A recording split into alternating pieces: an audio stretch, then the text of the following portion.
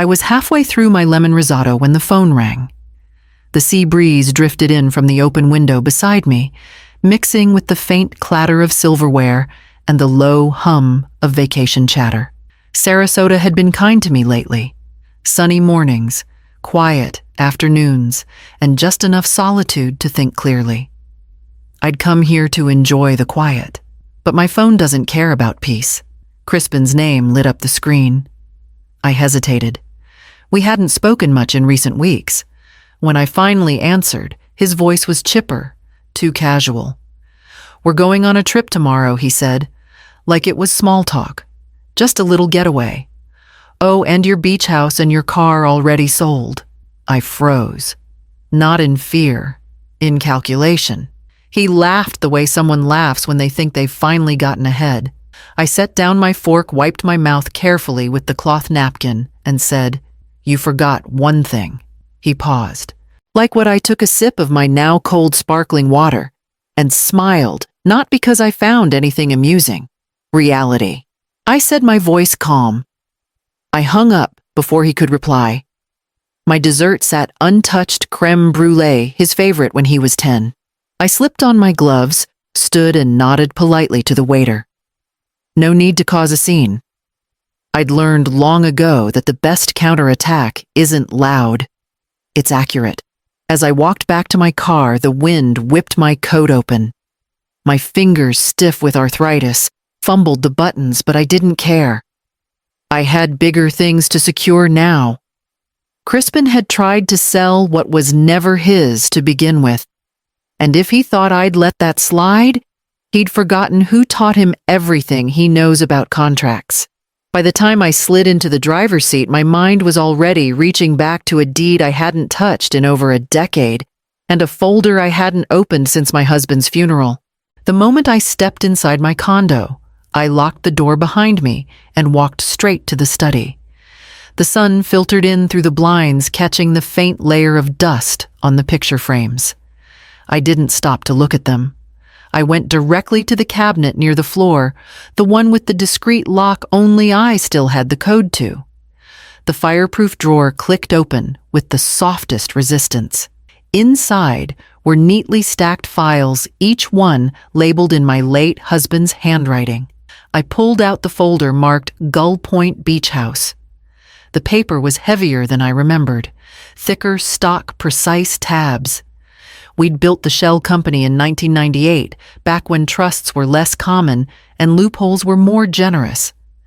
Though I'd lived in the beach house for years, it had never been in my name. That was the plan.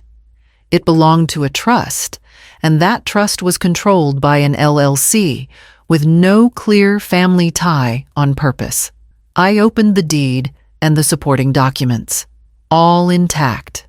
All signed by Ewan Delgrave, my husband's law partner, who had helped draft every clause with meticulous paranoia.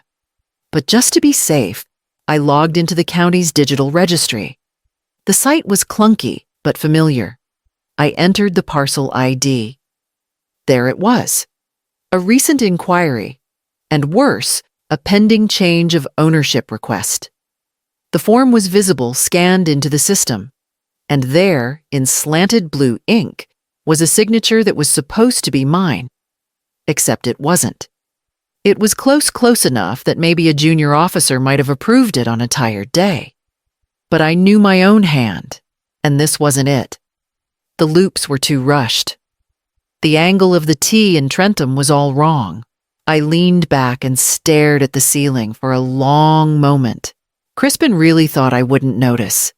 The arrogance, the stupidity, the gall. I placed the documents back into the folder slower this time.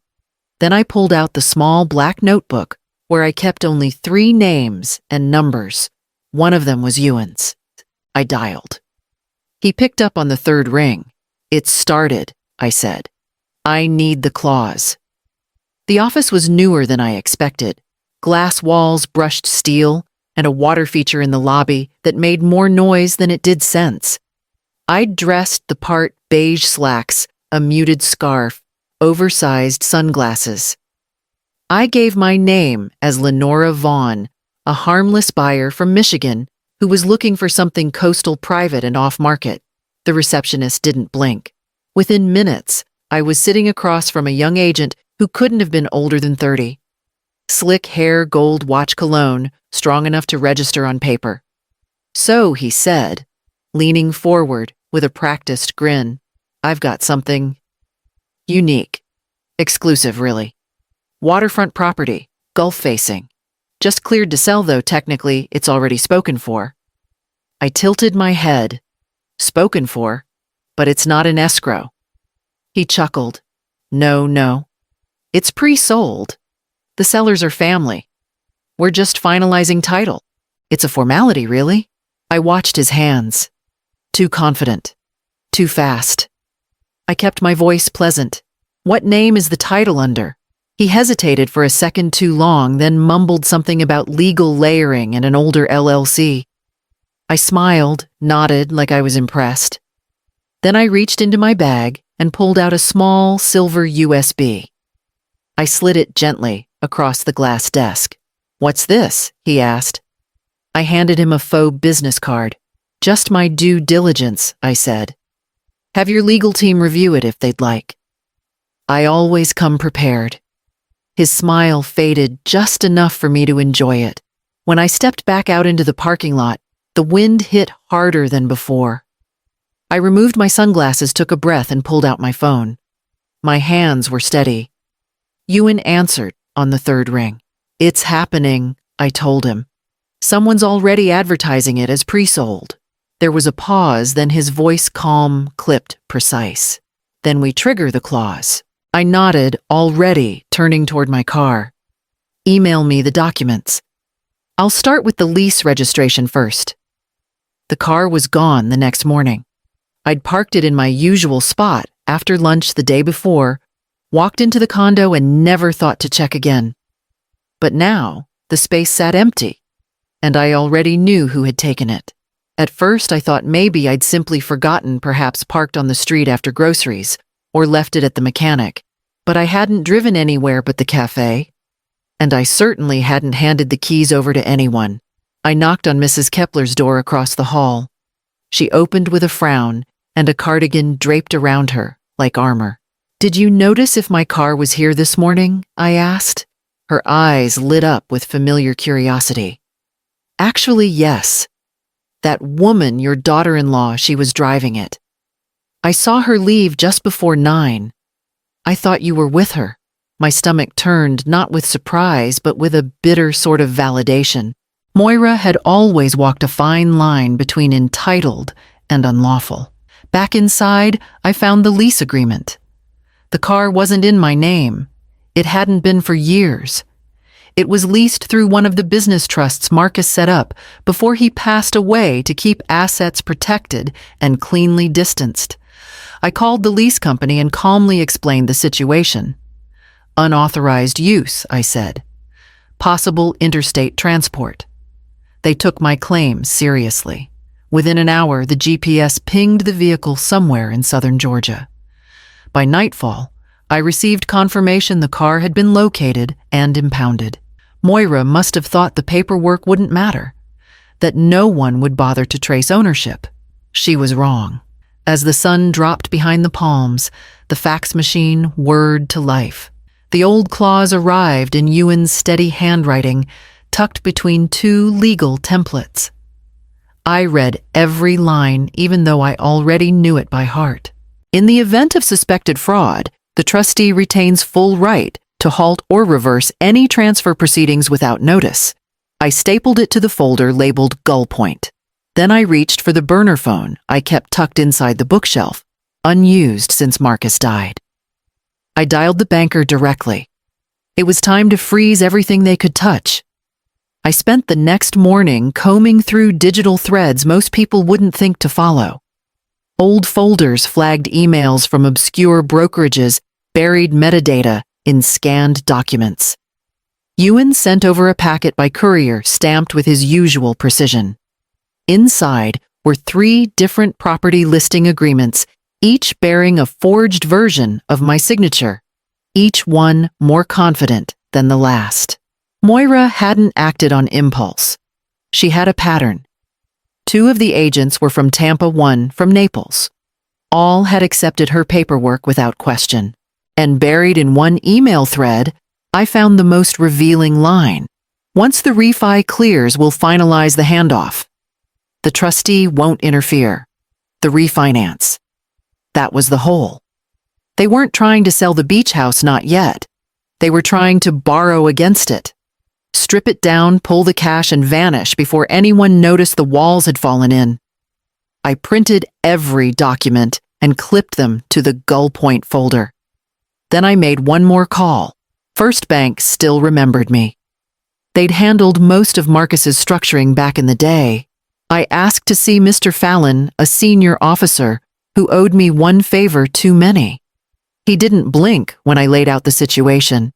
He simply leaned back and said, "How fast do you want the freeze to go into effect?" Immediately, I replied. We went room by room, locking down every account associated with the Trentham family umbrella. The LLC, the leasing lines, the joint trusts. And then I asked for one more form. It had been years since I'd touched the trust's beneficiary assignment. Crispin's name sat there printed cleanly in the second line. I crossed it out. I replaced it with Leora's. Fallon looked up surprised but respectful. "Do you want her notified?" "Not yet," I said. "She's still too close to them." I signed, initialed, and left the bank quietly. Back home, I placed the updated documents into a new folder labeled 2025 Contingency. Then I heard a soft knock on the door. When I opened it, Leora was standing there alone. Leora stood in the doorway clutching her canvas backpack, her brows furrowed the way Marcus's used to when he was deep in thought. I stepped aside, and she walked in slowly, scanning the room like she expected tension to rise from the floorboards. "I didn't tell them I was coming," she said, slipping off her shoes. I nodded. Good. She followed me into the kitchen, and I set to work, pulling out the mixing bowl, the flour, the eggs. She sat quietly at the counter, arms crossed on the granite surface. It was always like this between us, comfortable without noise. But today, the silence carried weight. "Dad's been weird," she finally said. "So has Moira. They whisper more, locked doors. And last night I heard him say, 'She's out of the way now.'" I poured batter onto the hot skillet and watched it bubble. "Out of the way," I repeated, not as a question. She nodded. I placed the pancakes on her plate, dusted them with sugar, and slid over a folder. "I want to show you something, but only if you want to see it." Leora opened it slowly, the way someone opens a letter they're not sure they want to read. Inside were the revised trust documents, copies of the forged sale attempts, the GPS report from the impounded car, and finally her name. Typed, initialed, stamped. She looked up, her voice small. "This says I own the beach house. Not yet, but one day, yes, after you're 25. And Dad, he tried to sell what was never his. He sold paper dreams. But I gave you the key to the real door." She didn't cry. She didn't smile. She just sat there staring at the trust document with a mixture of wonder and heartbreak. I poured us both tea. She took hers with honey like I do. That night, she stayed in the guest room, and I slept better than I had in weeks until my phone buzzed at dawn. A number I recognized, a tone I didn't. Crispin was calling. The knock came mid-morning, sharp, impatient, and unrelenting. I already knew who it was. I had brewed coffee 15 minutes earlier, as if in preparation for a guest I didn't welcome. I opened the door to find them both standing there. Crispin's jaw was clenched, face flushed with indignation. Moira wore oversized sunglasses, but I could still see the tightness around her mouth. They didn't even greet me. "What the hell did you do?" Crispin barked, stepping forward like he owned the threshold. "You need to fix this. Now." Moira crossed her arms. "We're not playing your little game, Varelia. You're hurting your own family." I didn't flinch. I simply stepped back, letting them in without a word. They followed too angry to sense the trap. Crispin turned on me as soon as the door shut. "You're senile. You don't even understand what you've done. You're ruining everything." I reached for my phone resting on the table and tapped a button. The screen glowed red. "I understand perfectly," I said, voice calm. "You forged federal documents. You attempted to liquidate assets protected under a restricted trust. And now I paused, letting the silence bite. You've shown up to threaten me in my own home." His eyes widened just a flicker. Moira paled. "Don't dramatize," she snapped, her voice suddenly thinner. "This can be undone." I opened the folder I'd left by the teapot and pulled out 2 envelopes. I handed one to each of them. Crispin looked down. "What is this legal notice?" "Filed yesterday. 1 copy for each of you. Ewan will be in touch." "I suggest you read it thoroughly." They didn't speak for a long moment.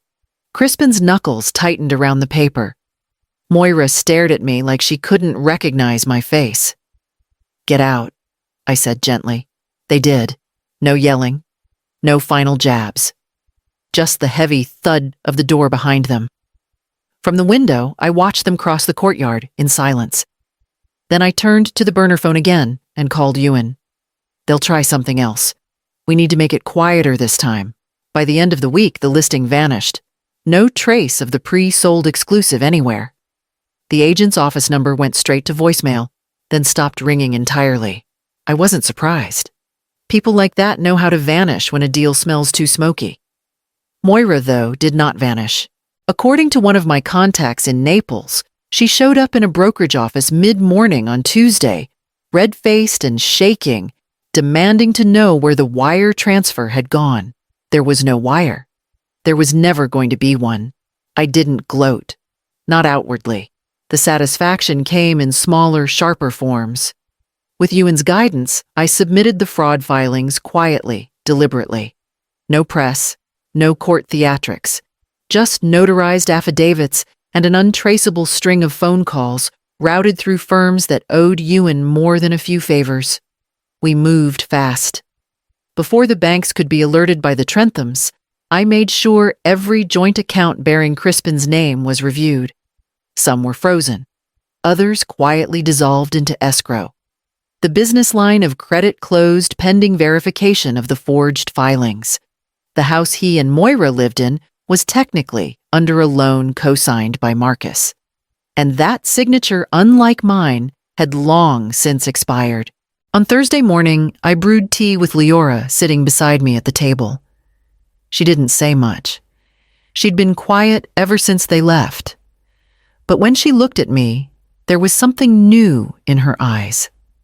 Not fear, not pity, something closer to certainty. Later that evening, she opened her laptop and wrote an email to her father. She let me read it before she sent it. It was only one line: "I know what you did, and I know what Grandma did too." Then she closed the lid, stood up, and said, "I'll be at school by 10 tomorrow." I nodded and walked her to the door. After she left, I sat by the window, watching the palm shadows shift across the pavement. Then, my landline rang. A voice I didn't know asked to speak with Mrs. Trentham regarding a pending complaint. Detective Orrin Fisk arrived just after 10. No sirens, no drama, just a quiet knock and a leather folder under his arm. He introduced himself with a polite nod, flashing credentials, but not ego. I invited him in, poured him a cup of tea, and waited. He didn't waste time. "We've received some interesting documents, Mrs. Trentham," he said, setting a stack of copies on the table. A whistleblower from the Manatee County Title Office flagged a forged transfer. That led us to cross-check other recent submissions. 3, actually, all tied to your beach property, all bearing your name, and none of them filed by you. I nodded once. I expected it might unravel that way. He opened his folder and flipped through photos of signatures, each one a little more confident in its forgery. "What surprises me," he said, "is how carefully you responded. No press, no noise."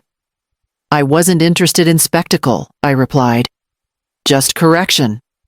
He gave a small smile, then added, "The district attorney isn't pushing for an arrest yet.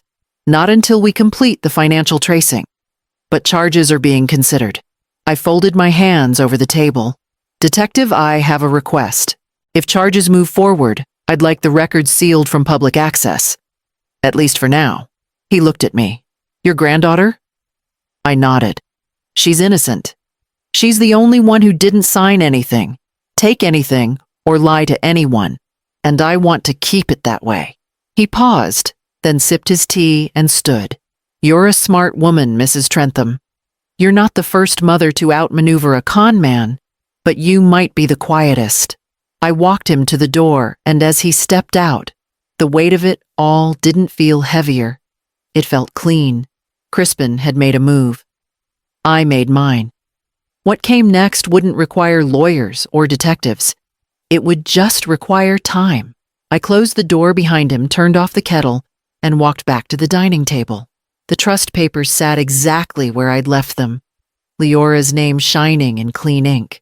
I opened the calendar and circled the anniversary date. The floorboards of the balcony were cool beneath my feet, worn smooth by time and salt. I walked slowly, teacup in hand, letting the breeze tug at the hem of my robe. Morning hadn't fully broken, yet the horizon still bruised with the last traces of night.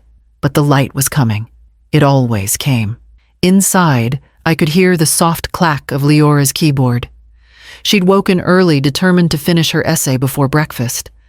Something about legacy and ethics in estate law. I hadn't asked for details. She would tell me when she was ready, as she always did. The house was quiet, but not empty. It had taken on new life, the kind that grows after fire clears the brush. No echoes of slammed doors, no strained dinners, no laughter with edges. Just the steady rhythm of waves and pages turning. It was still my home, technically, but the deed was no longer mine. The trust held it, and Leora stood as its future steward. She hadn't spoken to her father in over 8 months. He hadn't earned that bridge back. Not yet. Maybe not ever. Crispin's collapse had been quick once the accounts dried up. He filed for bankruptcy within 3 months of the investigation. Moira left not long after and then turned around and sued him for emotional and financial damages. I almost admired her consistency. There'd been no reconciliation, no apology, just silence. And yet I didn't carry resentment. Not anymore. I carried memory. And memory was a different kind of weight, one you learn to balance across your shoulders without letting it bend your spine. I sat at the small cafe table in the corner of the balcony, tea in hand, and watched the first sliver of sun rise over the gulf. Orange bled into gold and gold into stillness. Crispin had called me, laughing as if he held the world in his palm. He'd said, "Your beach house and your car are already sold." But I'd smiled even then, because the truth was simple. The house he sold in reality was never his to sell.